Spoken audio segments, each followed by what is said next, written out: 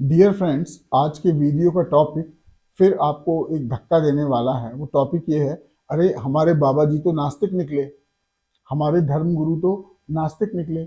जी, आप सिर्फ 3 मिनट के इस वीडियो को देखिए, पूरा देखिए। इसमें बताया जाएगा कि क्या पैरामीटर है जिसके आधार पर हमारे तमाम धर्म गुरु और बाबा नास्तिक ठहरते हैं।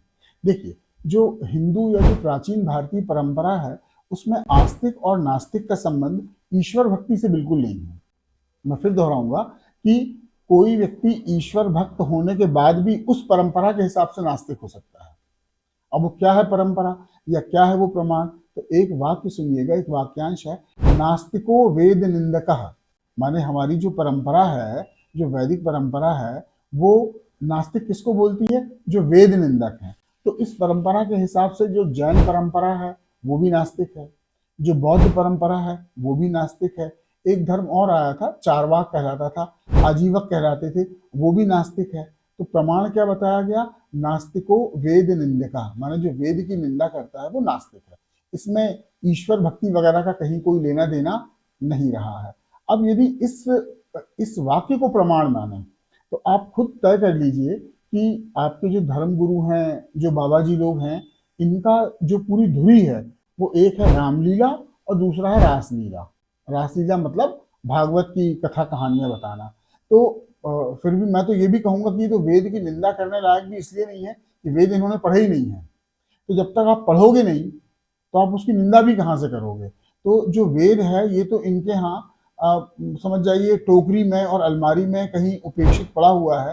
तो ये तो वेद की निंदा करने से भी बड़ा अपराध है कि वेद को पढ़ने की भी कोशिश ना करना। वेद को पढ़िए और वेद की निंदा कीजिए तो वो भी कम से कम समझ में आता है। अच्छा, ऐसा नहीं है कि भारत में जितने भी संत और बाबा हुए सभी रामलीला रासलीला केंद्रित रहे, ऐसा बिल्कुल भी नहीं है। मैं आपको दो तीन संप्रदाय या सेक्ट बता रहा हूँ। जैसे एक था आर्य समाज। था इसलिए बोल रहा हूँ क्योंकि बहुत कुछ राजनीतिक षड्यंत्रों के तहत इस आर्य समाज को दबाया गया, वो बिल्कुल एक अलग विषय है। लेकिन ये आर्य समाज ऐसा था जो जिसकी अ, उपदेशों का, जिसकी देशनाओं का, जिसकी प्रचार सामग्री का केंद्र था वेद, वेद और सिर्फ वेद। ऐसे ही काफी अंशों तक ये जो गायत्री समाज हुआ, ये भी वेद विज्ञान को या वेद की शिक्षाओं को अपने प्रचार सामग्री में या अपने उपदेशों में या अपनी जीवन शैली में इसको प्रोवोकेट करता था।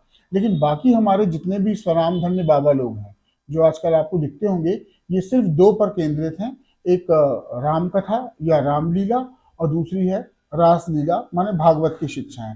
इसमें ना कहीं ये आपको वेदों की, ना तो आपको ये वैदिक साहित्य के बारे में बताते, ना वेदों की ऋचाओं के बारे में बताते, ना वेदों में जो विज्ञान है उसके बारे में बताते। वेद इनकी लेक्चरबाजी से बिल्कुल दूर हैं। और वो एक बात ये भी है कि वेदों के बारे में यदि बताएंगे तो इसमें नाचना, गाना, ठुमके लगाना और ये सब, ये साज श्रृंगार करना, चुटकुलेबाजी करना, इन सब का स्कोप खत्म हो जाएगा। तो ये इस बारे में बोलते ही नहीं है।